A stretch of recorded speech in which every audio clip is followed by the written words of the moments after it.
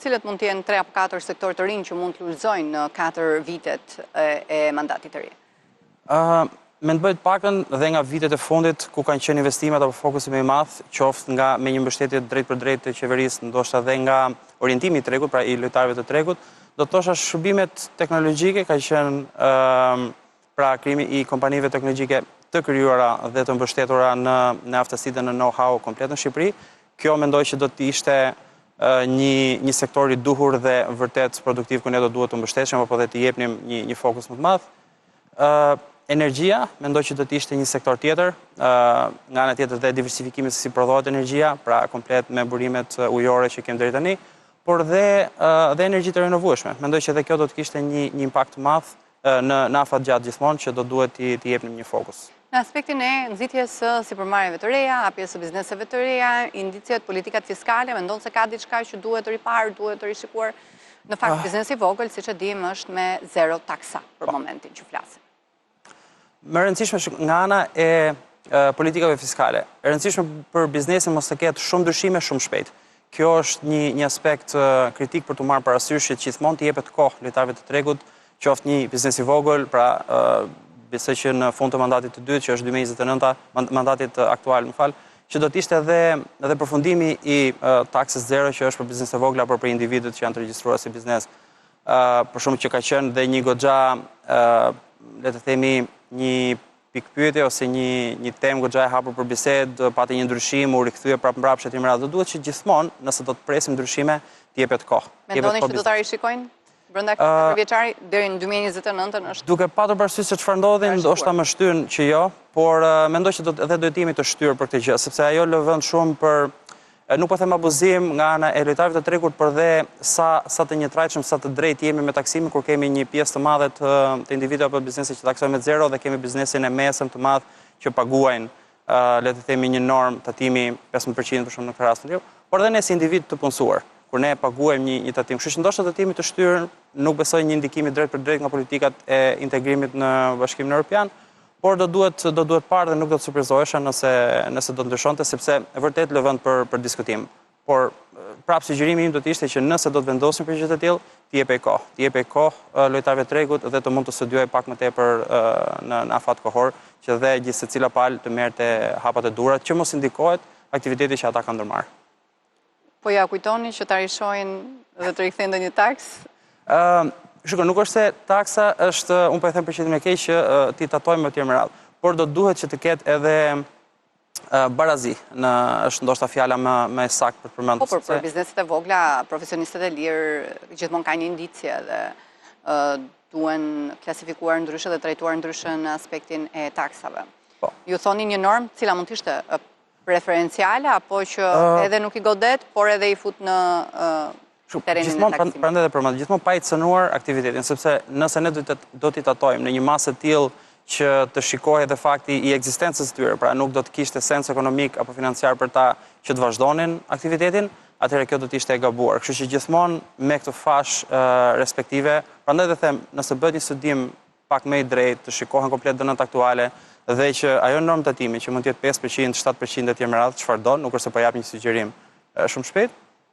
Por nëse do të ishte studiuar, do të ishte edhe më lehtë e pranueshme edhe para kohë, pra edhe para atij afatit që është dhënë paraprakisht ta mirëprisnin në një farë mënyre edhe pjesëtarët e tregut, domethënë këtë lëvizje. Në politikat ekonomike të socialistëve kemi parë divan që është futur si praktik. Mendoni se duhet të rishikuar, ka patur shumë kundërshtime edhe për mënyrën e taksimit për dy punësuarit? Është edhe ajo prapë mund të cilësohet, e kuptoj fokusin, është gjithmonë për të mbrojtur ndoshta ose për të pasur një për të incentivuar. Për incentivuar, domethënë pak më tepër. Sepse kemi edhe mungesë fuqi punëtore dhe nëse person vend të punë. Por në sa mas ka qenë kjo dhe është vërtet kjo mënyra e durë dhe mos t'ia lëmë për shembull tregut që të vendosë për shembull ato balancat dhe të marrim tatimin që nuk është pak në rastin e dy punësimit, që sa tatohesh domethënë qoftë ti mund të bësh edhe një punë të dytë part-time që dikush mund ta bëjë këtë gjë edhe për arsye të nevojshme. Për mos të përmbushur, se ajo na çon në një temë tjetër që do të ishte sa i përmbushim dhe nevojat bazë me pagat që janë etj. Me radhë, pavarësisht niveleve që raportohen etj. Me radhë. Por edhe kjo mund të jetë një nga arsyet, kështu që dhe këtë segment ne do ta kujdesim në atë rast. Kështu që unë do të sugjeroj tek ajo pjesë, ndoshta një normë tatimi apo një trajtim pak më jo aq agresiv, por pak më të butë në mënyrë që dhe pjesëtarët pak në dhe ata që në dy punësim mos të ndikoheshin në atë masë, sepse nuk është pak në rastin e dy punësimit. Klima e biznesit, si i gjenë në këtë mandat të ri? Fakti që është po e njëjta forcë politike, normalisht që mund të premtoj pak qëndrueshmëri, nuk do të prisin shumë ndryshime shumë shpejt për shkak se vazhdon po prapa jo filozofia e trajtimit të ekonomisë apo dhe politikave që do të nëmeren. Shikoj ndoshta një përqendrim po prap pak të lartë në disa sektor, që mendoj që do të ishte një diçka që prap lojtarët e tregut po prap aty do të fokusohen sepse po investojnë agresivisht, domethënë për të përmbushur ose për të kapur maksimumin e atij tregut ku janë. Shohin edhe tendencat e kërkesave nga jashtë, pra analizojnë se ku janë sektoret prioritarë që kërkojnë tuaj të investojnë, turizmi, energjia, mbas se kjo na bën që të jemi të fokusuar këtu.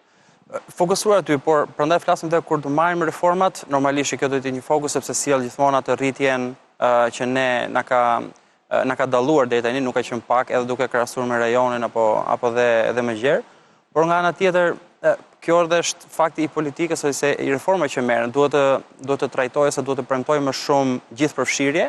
Ndoshta kjo do të ishte fjala kyçe, gjithëpërfshirje që dhe sektorët e tjerë të kishin një fokus.